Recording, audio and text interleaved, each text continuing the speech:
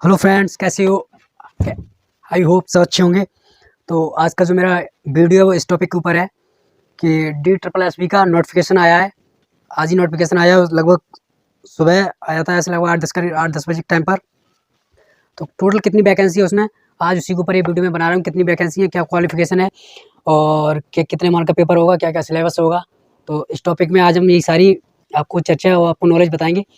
तो सीधे चलते हैं अपने ब्लैक बोर्ड पर, व्हाइट बोर्ड पर कि क्या क्या है।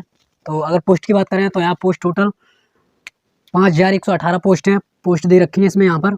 और अगर इसकी बात करें वही फॉर्म अगर अप्लाई स्टार्ट होंगे तो वो 8 फरवरी से स्टार्ट होंगे, 8 फरवरी से। और लास्ट डेट है इसकी 8 मार्च लास्ट डेट रखी गई है। और ऑनलाइन फीस की बात करें तो जनरल OBC के लिए ये 100 रुपये है, EWS के लिए 100 रुपये है, SC ST सबके लिए फ्री है, कोई यहाँ चार्ज नहीं है फीस का। और वहीं अगर हम बात करें क्वालिफिकेशंस की तो क्वालिफिकेशन इसमें क्या होनी चाहिए, ग्रेजुएट होना चाहिए। और ग्रेजुएट के साथ में आपने B.Ed कर रखा हो या BLED कर रखा हो, प्लस में CTET का पेपर आपको मोस्टली पास होना चाहिए। जो 6 to 8 है वो पास होना कंपलसरी है, CTET का पेपर। और नेगेटिव मार्क की बात करें तो यहाँ नेगेटिव मार्किंग भी है, 1/4 की नेगेटिव मार्किंग भी है। और एग्ज़ाम जो मोड होगा इसका वो CBT, एग्ज़ाम का जो पेपर होगा वो CBT मोड में होगा। और अगर वहीं बात करें टाइम ड्यूरेशन की तो जो टाइम ड्यूरेशन है 2 आवर, यानी कि पेपर का जो टाइम ड्यूरेशन है 2 घंटे का पेपर होगा। अगर सिलेबस की बात करें तो जनरल इंग्लिश 20 नंबर की, जनरल हिंदी 20 नंबर की, मैथ 20 का, GK 20 की और रीजनिंग भी 20 नंबर की आएगी। टोटल अगर इसको देखा जाए तो इंग्लिश 20 की, हिंदी 20 की, मैथ 20 का, GK 20 की और रीजनिंग 20 की, टोटल 100 नंबर का ये पार्ट 1 हो गया।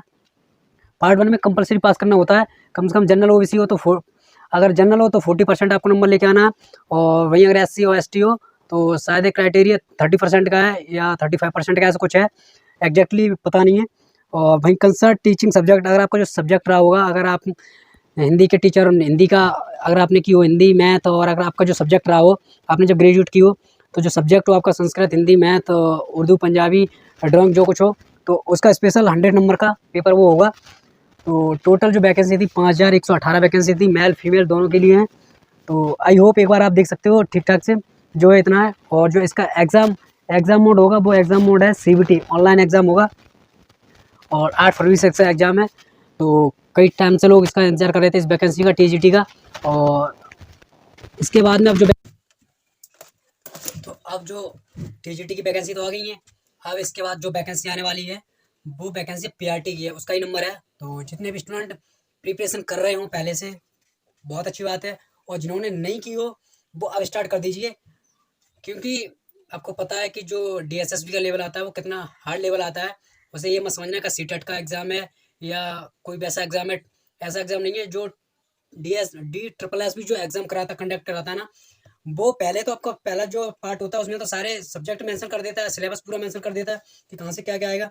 लेकिन जो सेकंड होता है सब्जेक्ट का, अपना जो पेपर होता है, वो उसका कोई सिलेबस ही नहीं होता है, वो कहाँ से उठा के कहाँ क्या पूछ दे। और तो इसके लिए आपको जितना हो सके डीपली नॉलेज पढ़नी है। और ये नहीं कि सारी किताबें इधर से एकत्रित कर ली, उधर से ले ली, ऐसा कुछ नहीं है। जो आपको पढ़ना है ऑथेंटिक और जो एक रिलेटिव सिलेबस होना चाहिए, ये नहीं कि कैसे ही पढ़ दो। दिक्कत ज़्यादातर होती है तो सेकंड उसमें ही होती है, सेकंड जो पार्ट होता है। फर्स्ट पार्ट में तो जो लोग तैयारी करते हैं मोस्टली करके वो लोग इजी तरीके से पहला पेपर तो क्वालिफाई कर लेते हैं, फर्स्ट पार्ट। लेकिन जो दिक्कत होती है वो सब्जेक्ट कंसर्न में ही होती है, जितना हो सके तो सब्जेक्ट कंसर्न को अपने अच्छे से अच्छे उसे पढ़िए और उस पर ज़्यादा फोकस कीजिए। तो बस मैं इतना ही कहना चाहूँगा, आप जिस भी प्लेटफॉर्म से पढ़ रहे हो अच्छे से पढ़ो, मन लगा के पढ़ो। और इसके लिए कम से कम प्रिपरेशन अगर करनी है तो 8-10 घंटे कम से कम टाइम दो, तब जाके आपको एक सीट मिलेगी। क्योंकि DSSSB जो एग्ज़ाम है वो पेपर कोई ऐसा नहीं आता कि बिल्कुल हलवा टाइप का आ जाए, ठीक ठाक पेपर देता है और बढ़िया तरीके से देता है, दिमाग का बत्ती हिला देता है। तो बस हम यही सोचते हैं कि ठीक ठाक से लगे रहिए।